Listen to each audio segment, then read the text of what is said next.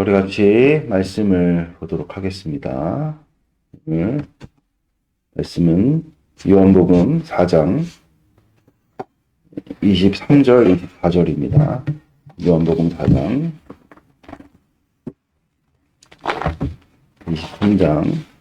4장 23절, 24절.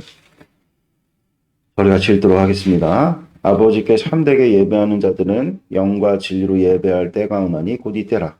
아버지께서는 자기에게 이렇게 예배하는 자들을 찾으시느니라. 하나님은 영이시니 예배하는 자가 영과 진리로 예배할지니라. 네. 오늘 어제 우리가 나눴던 말씀을 다시 한번 좀 상기를 시켜보면, 우리 주님께서 우리의 상급이시오, 또 우리의 방패가 되어 주신다. 이렇게 주님께서 아브라함의 두려움의 문제들을 말씀하신 것이죠. 말씀하시고, 아브라함이 근본적으로 두려웠던 것은 어제도 나눴겠지만, 약속의 더딤을 통한 하나님을 향한 그 신뢰가 사그라들었기 때문이죠. 왜냐하면 가나안 땅 자체가 하나님께서 갈대아 우르에서 부르신 거잖아요. 그럼 아브라함이 가지고 있었던 모든 보호장치가 다 해체된 것을 의미합니다. 그러니까 가나안 땅에서 아브라함을 지켜주실 분은 하나님 뿐이시죠. 내가 하나님 쫓아가면 주님께서 분명히 갈대아 우르를 떠나가지고 가나안 땅으로 오라고 하셨으니까 나를 지켜주실 것이다. 라는 어떤 그런 믿음이 어떤 토대에서 이루어집니까? 신뢰를 토대로 그런 것들이 이루어지잖아요. 주님께서 가나안 땅 처음에 당도했을 때, 처음 떠날 때 내가 너를 복을 주어서 큰 민족을 삼아 주시겠다. 거기에는 아브라함의 오랜 수건이었던 자식을 낳는 문제가 분명히 함의가 되어져 있었죠. 어제도 제가 밝히 나눠드렸지만, 하나님은 우리를 헷갈리게 하시는 분이 아닙니다. 애매모호한 말로 그냥 살짝 우리를 떠보시거나, 아니면 또 그런 것들로 빌미를 잡아가지고 우리를 이용하시거나, 그런 분 절대 아니십니다. 그러니까 아브라함이 자신의 모든 보호장치를 다 끊고 주님을 따를 수 있었던 데는, 남자가 그렇잖아요, 여러분들.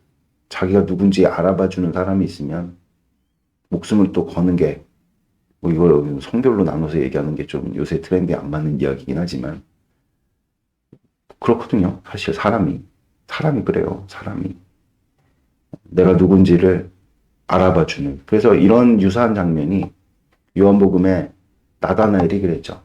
예수님께서 찾아오셔서 너가 무화과 나무 아래 있는 것을 보았다. 그것이 나다나엘이 가지고 있던 어떤 심중의 깊은 고민을 주님께서 이 정곡을 탁 찔러가지고 말씀하신 거죠.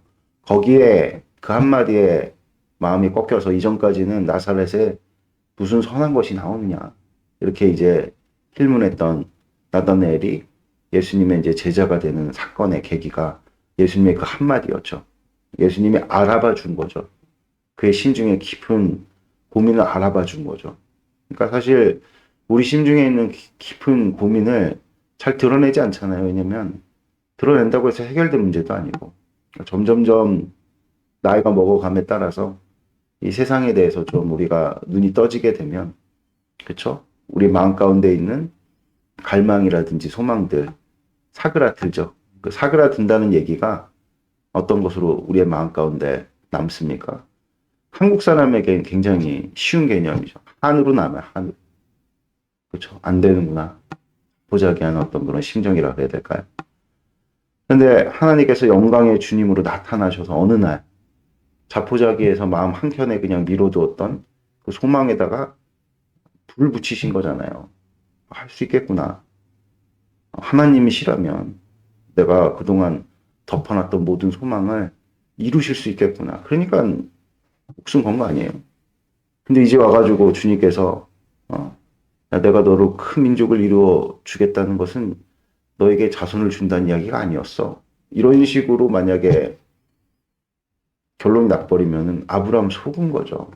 하나님과 나 사이에 그런 어떤 속았다 하는 마음이 들게 되면은 그 신뢰가 어떻게 될까요? 붕괴되죠. 그쵸? 뭐, 자원안심용으로 기쁘게 시작했던 신앙생활이 갑자기, 어, 마치 억지로 하는 듯, 그쵸? 이제 뭐, 갈대오로 떠났는데, 가나안 땅은 의지할 게 하나님밖에 없으니까. 내가 처음에 기대한 어떤 바가 꺾여진 채로 그저 그냥 끌려가듯 억지로 가나안 땅을 산다면 그게 이제 주님께서 우리에게 바라시는 신앙생활은 결코 아니란 것이죠. 그러니까 주님께서 속았지? 야, 원래 네가 원했던 거, 바랬던 것은 내가 이루어줄 듯 내가 너한테 사실은 그것은 이제 너를 부른 어떤 동기에 지나지 않고 너에게는 전혀 다른 네가 원치 않는 그런 어떤 삶이 이렇게 마련돼 있단다. 이런 식으로 우리가 만약에 신앙을 마주하게 된다 그러면 속은 느낌 들잖아요. 그렇죠? 물론 이제 우리가 하나님의 크신 복되신 뜻에 대한 이해가 부족해서 종종 우리는 뭐 그런 마음을 가질 때도 있고 지금 이제 아브라함이 사실 그런 마음을 갖고 아브라함은 좀 되게 결단력이 있었던 사람이었던 것 같아요. 그렇죠? 그래서 그런 마음을 실질적으로 이제 실행해서 엘리에셀이라는 자기의 종을 양자로까지 이제 삼기로 결심을 한 것이죠. 그랬더니 이제 하나님께서 이제 어떻게 보면 이런 표현이 맞는지 모르겠지만 하나님께서 조급하셨다. 하나님께서 급해지셔서 갑자기 이제 나타나셔서 이제 말씀하시는 거죠. 아브라함아, 나는 너의 방패고 상급이다. 그리고 이제 주님께서 구체적으로 내 몸에서 나의 자손을 내가 줄 것이다. 이런 약속을 주님께서 허락을 하신 것이죠. 거기에 대해서 아브라함을 주님께서 이전까지는 말씀으로만 약속을 하셨다면은 특이한 어떤 표현이 나오잖아요. 아브라함을 끌고 어디로 갔습니까? 밤하늘을 딱 보여주시면서 시각적으로 아브라함의 이제 그 자손이 얼마가 될 것인 것을 분명하게 나타내시죠. 그러니까 이런 어떤 자연에 대해 광경을 이렇게 볼 때마다 우리가 압도되는 게 있잖아요. 날씨 좋고 그럴 때 지리산이라든지 뭐 설악산이라든지 가갖고 이제 정상에 딱 올라서 하늘을 딱 쳐다보면은 자연의 대광경이 막 존재를 압도하는 어떤 그런 느낌을 지우질 못해갖고 어몽길 씨 같은 분들은 이렇게 에베레스트 산도 올라가고 그러신 것 같아요. 그러니까 아브라함이 그냥 봐도 참 압도적인 어떤 그런 광경을 주님께서 이제 아브라함에게 베푸실 복을 빗대어서 그런 광경을 보여주시니 얼마나 아브라함 마음 가운데 심지어는 저는 두렵고 떨리는 마음이 있지 않았을까. 어제도 이제 제가 나눠드렸지만 우리가 하나님을 인격적으로 만났다. 그럴 때는요. 선택의 여지가 없는 겁니다. 그러니까 고대 사람들은 하나님을 보게 됐을 때 죽게 된다고 믿었거든요. 너무나도 거룩하신 그 어미 앞에 죄된 인간이 감히 그 존재를 하나님 앞에 이렇게 내세울 수가 없는 거죠. 그러니까 그 거룩하신 어미 앞에 인간은 죽을 수밖에 없다. 그래서 성경에도 종종 하나님의 사자들을 보고 이제 나는 죽었구나 이렇게 고백하는 장면들이 나오죠. 그러니까 우리가 하나님을 인격적으로 만날 때는요. 이분을 믿어야겠다, 믿지 말아야겠다. 이런 선택의 여지가 없어요, 사실은. 그러니까 무슨 얘기냐? 이걸 이제 우리가 어제도 나눴던 것처럼 신학적으로는 불가항력적 은혜라 그러죠. 은혜는 여러분들 다소간에 그래서 논리적으로는 일방적인 거예요. 물론 뭐 그렇게 주님께서 강제하듯이 우리에게 은혜를 막 밀어붙이시는 것은 아니지만 어쨌든 우리가 그런 어떤 거룩하신 주님을 인격적으로 만날 때는 받아들일 수밖에 없는, 그렇죠? 압도되는 그런 어떤 은혜를 우리가 경험하게 되고 궁극적으로 하나님께서 그런 은혜로 크신 은혜로 우리를 만났을 때 하나님께서 우리에게 요구하시는 것은 무엇이냐? 예배입니다. 예배는 월십이죠. 이거를 그냥 직역하면 경배죠, 경배. 하나님께 경배 올려드리는 것.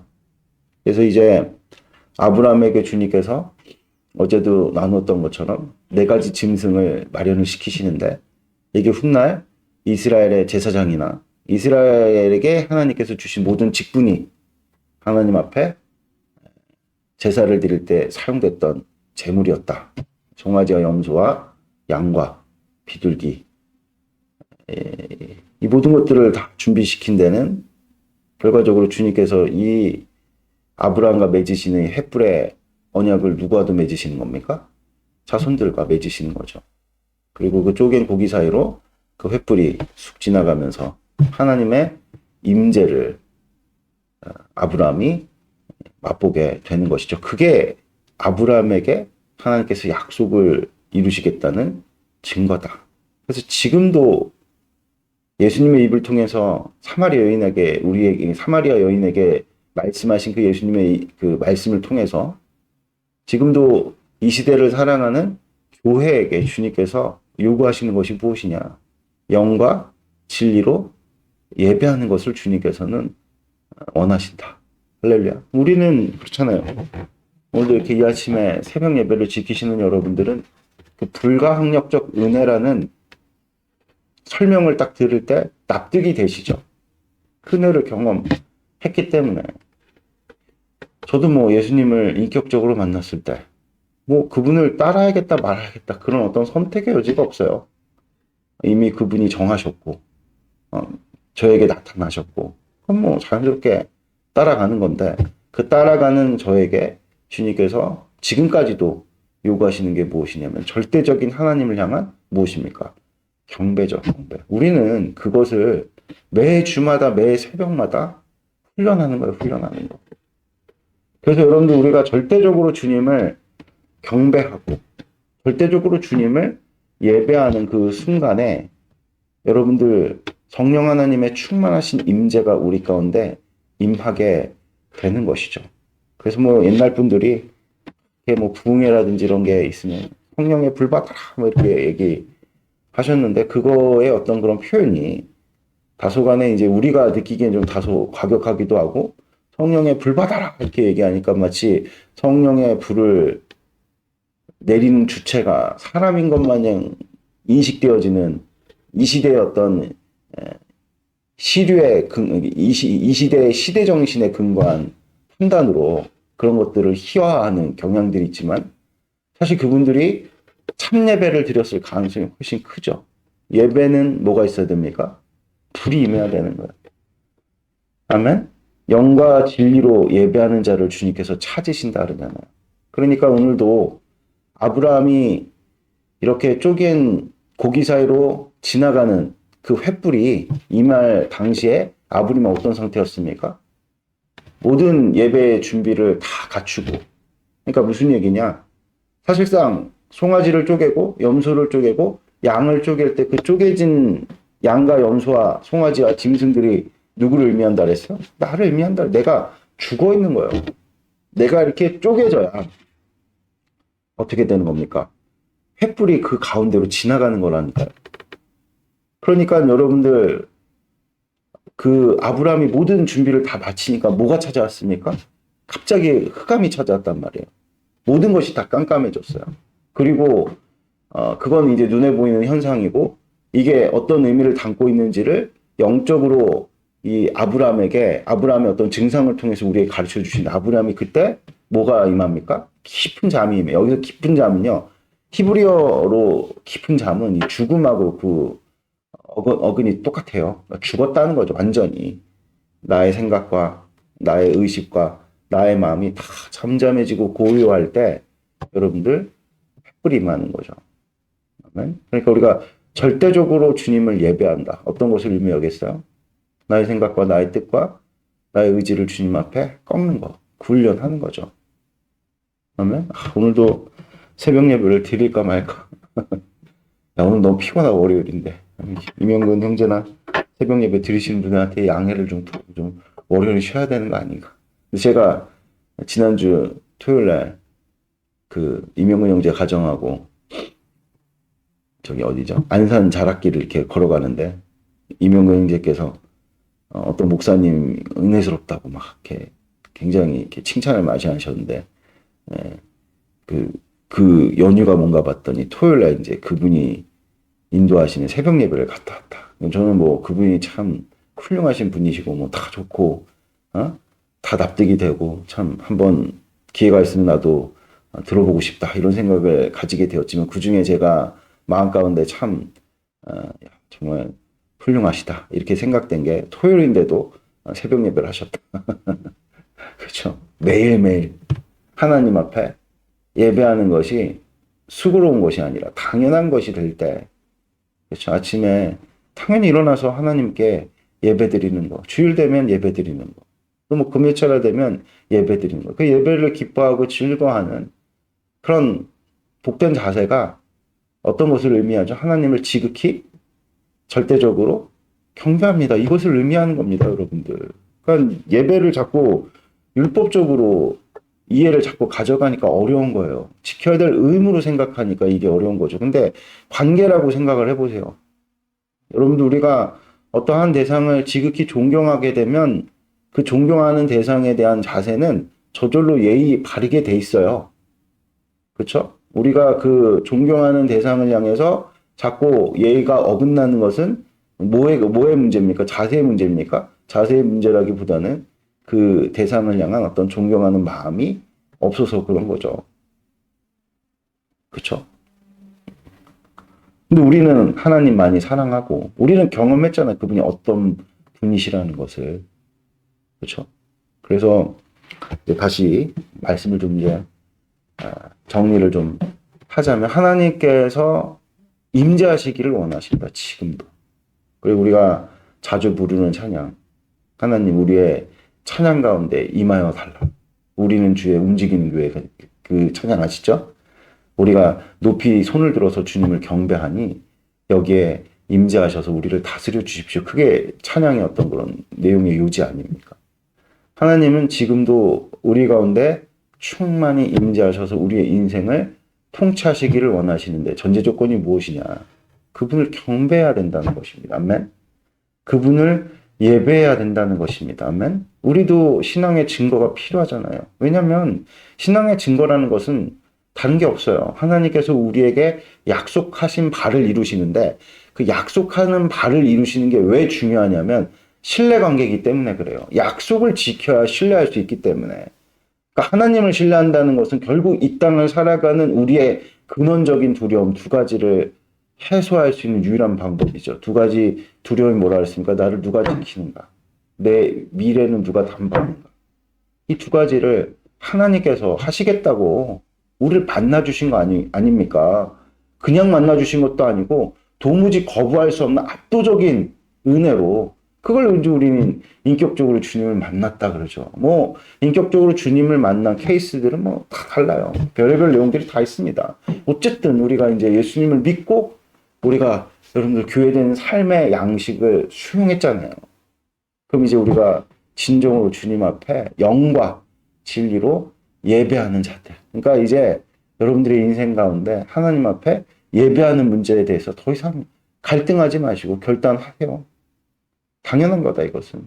왜냐하면 여러분들 우리의 인생이 정말로 주님의 것이라면 우리가 먹고 사는 게 중요하니까 맨날 회사 갈 때도 그렇죠? 일하기 싫어도 그냥 뭐 정시 딱 되면은 늦지 않게 회사에 가가지고도 뭐 사장님한테 예의도 차리고 그렇죠? 뭐 격식도 갖추고 이런 어떤 형식적인 것들을 수용하잖아요. 그걸 가지고 여전히 갈등하고 있다면은 먹고 살기 힘들죠.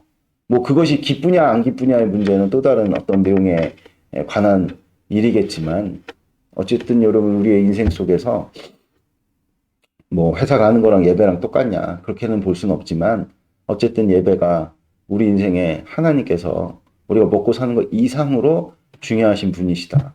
가장 중요한 가치다. 그러면 이제 우리가 예배자로서의 어떤 그런 주님 안에서의 결단을 주님 앞에 올려드리고 영과 진리로 예배하길 원하시죠. 할렐루야. 증거를 원하시잖아요. 아멘. 그러려면 주님 앞에 먼저 무엇을 준비해야 되겠습니까? 쪼갠 고기를 준비해. 아직도 내가 살아있어서 뭐든지 내가 취사 선택하려고 그러고, 결정하려고 그러고, 들이든지 안 들이든지 내 마음대로 하려고 그러고, 그러면은 쪼갠 고기가 아니죠. 그쵸? 쪼갠 고기를 준비해야 된다. 하면, 그럴 때 이제 주님께서 어떻게 하십니까? 거기 보면 되게 특이한 장면이에요. 좀 고기를 쪼개놨더니, 공중에 솔개가 나타나가지고 그거를 쪼아 먹으려고 그래요. 그때 어떻게 합니까, 아브라함이? 가서 막 이렇게 솔개를 내쳐가지고 쫓아낸단 말이죠. 그러니까 우리가 고기를 쪼개놨잖아요. 그쵸? 예배하기로. 세상에 저항이 있어요, 없어요? 있죠. 우리의 이런 죄된 육체의 저항이 있어요, 없어요? 있죠.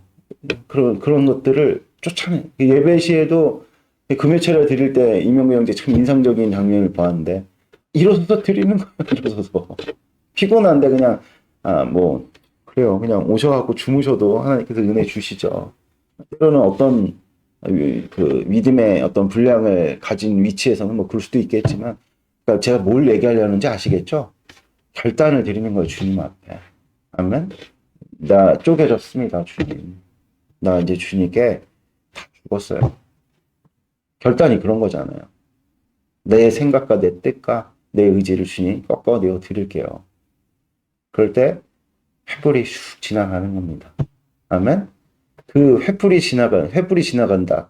그게 이제 성령 하나님의 충만하신 임재인데, 그 성령 하나님의 충만하신 임재를 맛봐야 뭐가 들려집니까?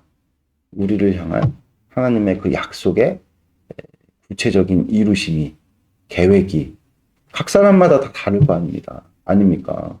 내 인생의 방패요, 내 인생의 미래인데 어떻게 다 똑같겠어요? 그렇죠? 그래서 베드로 전서에 기록되어져 있는 베드로 사도의 말씀처럼 누군가 너희들에게 소망의 이유를 물을 때 그것을 대답할 수 있는 준비를 하여라. 이게 무슨 얘기입니까? 성령 충만하여서 요한 1서 2장 20절하고 27절의 말씀처럼 너희는 아무도 가르칠 필요가 없는데 너희 안에 계신 기름 부심이 다 가르쳐 준다. 할렐루야. 그래서 여러분들 주께서 내 인생을 분명하게 책임져 주시고요. 그래서 그저께 그 이명우 형제 또 이명우 형이 요새 대화를 많이 하는데, 이명우 형제 지인 중에 어떤 약사신가요? 그분이 하나님께서 비전을 주셨는데 이런저런 비전을 저는 그래서 그게 뭐 이루어지든지 안 이루어지든지 적어도 그분은 정말 주님과 이렇게 깊이 교제를 하시는, 저는 그래서 어떤 사람이 진술을 들을 때 하나님께서 이런저런 일들을 나의 삶 가운데 이루어주신대요 하면, 그 사람, 물론 뭐 좀 신앙이 왜곡돼가지고 그런 것들을 남발하시는 분들도 뭐 없지는 않지만, 적어도, 진정성 있게 신앙생활 하면서 예배하는 자들 가운데 그런 어떤 진술들을 굉장히 저는 귀하게 여기죠. 귀하게 여기죠. 그런 어떤 나의 복음을 여러분들이 예배자로서 주님께 듣고 신앙생활을 하루를 하더라도 1년을 하더라도 여러분들 복되게 하나님께서 그 예배를 통해서 주신 약속이 실제 여러분들의 삶 가운데 전개되어지는 복된 은총이 있기를 바랍니다. 아브라함에게만 야 내가 너를 통해 가지고 400년 동안 되게 구체적이잖아요. 종이 되게 했다가 다시 돌아오게 할 거야.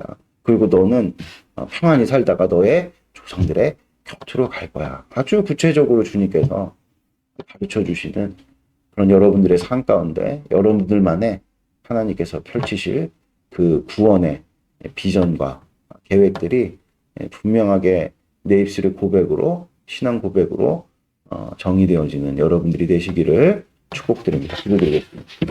하나님 아버지 감사합니다.